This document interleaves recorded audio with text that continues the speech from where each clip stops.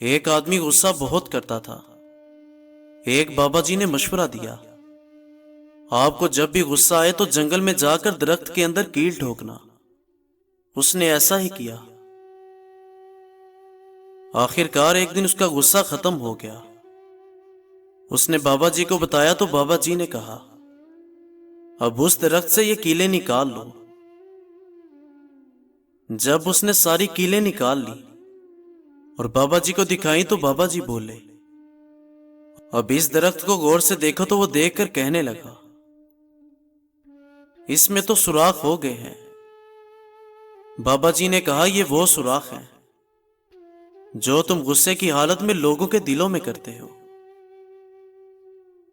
غصہ ایک ایسا تیزاب ہے جو جس چیز پر بھی ڈالا جائے اس سے زائد اس برتن کو نقصان پہنچاتا ہے جس میں وہ رکھا جاتا ہے۔ انسان کا غصہ بھی بہت عجیب ہے۔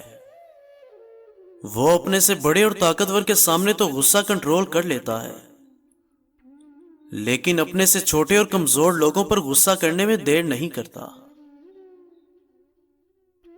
نیکی کے لیے اگر تکلیف بھی برداشت کرنی پڑے تو ضرور کر لو، کیونکہ تکلیف تو ختم ہو جاتی ہے لیکن نیکی ہمیشہ لکھی جاتی ہے۔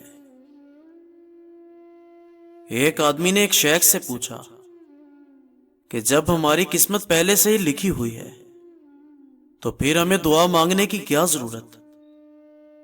شیخ فرمانے لگے، بیٹا ہو سکتا ہے کہ تیری قسمت میں یہی لکھا ہو کہ جب تو مانگے گا تو تجھے ملے گا۔